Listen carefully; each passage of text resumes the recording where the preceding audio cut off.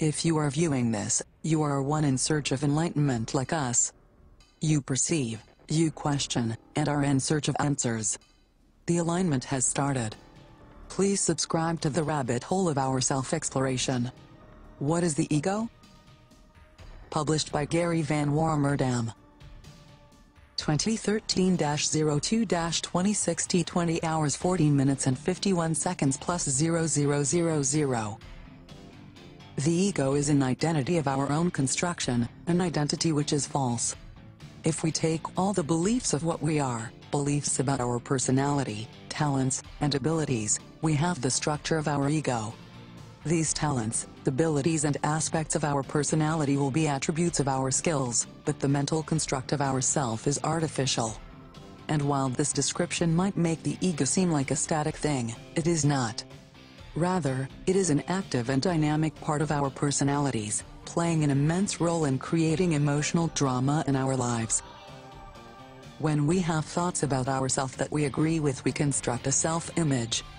The kinds of thoughts that contribute to the ego structure are: I'm not good at math. I am smart. My freckles make me ugly. Nobody likes me.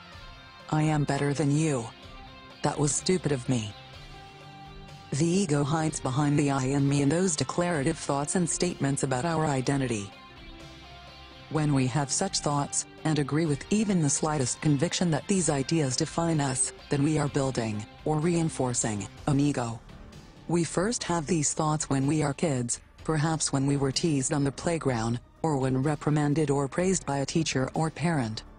In all cultures, developing a self-image is a normal part of socialization. Problems arise, however, when that self-image is negative, inaccurate, or even overly positive.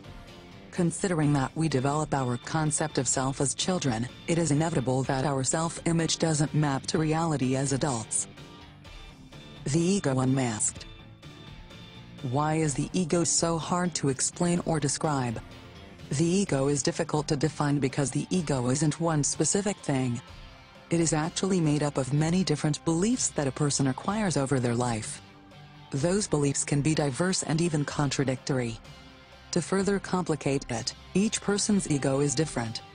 If someone were to clearly identify and describe all the parts of their ego, and what it drives them to do, you might not get a good description of what yours looked like. The challenge of becoming aware of what your personal ego looks like becomes more difficult because our culture doesn't reward us for directing our attention inward and noticing such things. How to spot the ego? The ego is difficult to see, because it hides behind opinions that appear true, our attachment to descriptions of our identity, and because we haven't practiced looking. You can get a glimpse by noticing certain thoughts, similar to those listed above. The easier way to spot the ego is by the trail of emotional reactions it leaves behind: anger at a loved one, a need to be right, a feeling of insecurity in certain situations, feelings of jealousy that are unexplained, the need to impress someone, and so on. These emotions can be attributed to the false beliefs that comprise the ego. In the beginning, it is easier to see the symptoms of resulting emotions and drama, rather than the ego that caused it.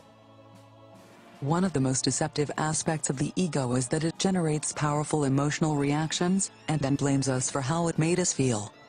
The anger we react with comes from ego-based beliefs of being right, and knowing better than someone else.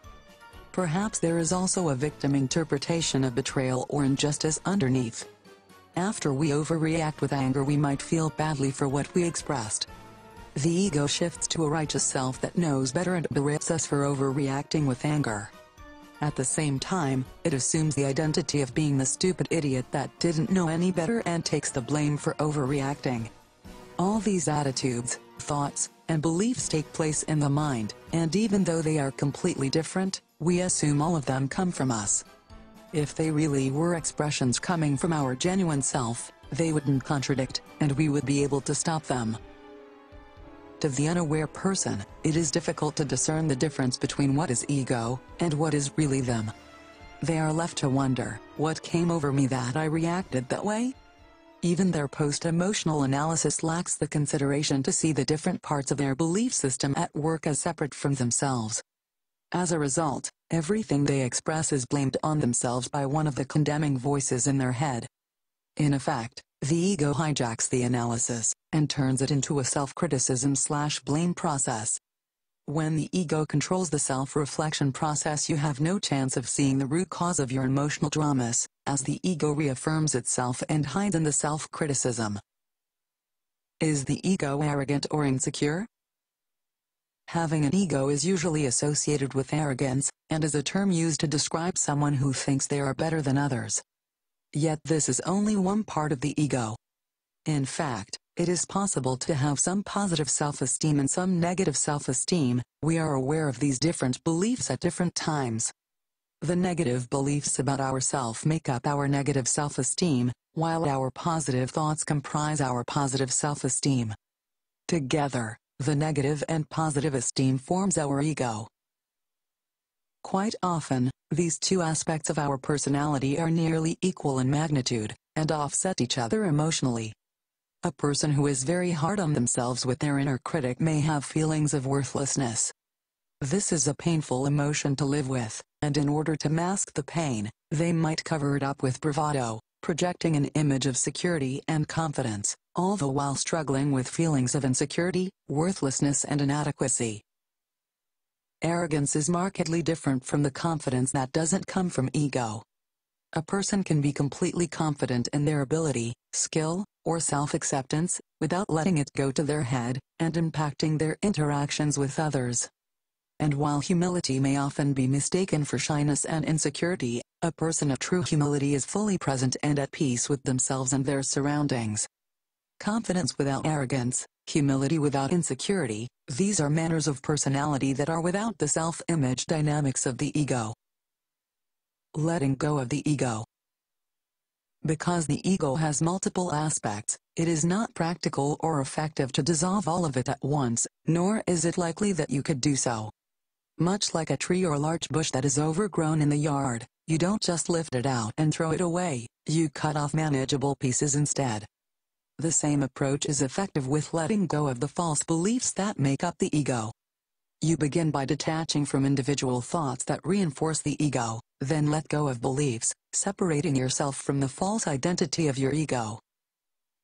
We have spent years building our ego self-images, living inside of them, and reinforcing them. Extracting our genuine self out of this matrix of false beliefs will take more than a few days. Yes, it will take a while. So what? It also took a while to learn to read, do math, walk, and develop proficiency at any valuable skill. Things worth doing take time and practice. What better thing do you have to do than let go of what is causing you unhappiness? Thanks for watching. Like, comment, and subscribe to The Rabbit Hole to continue your travels.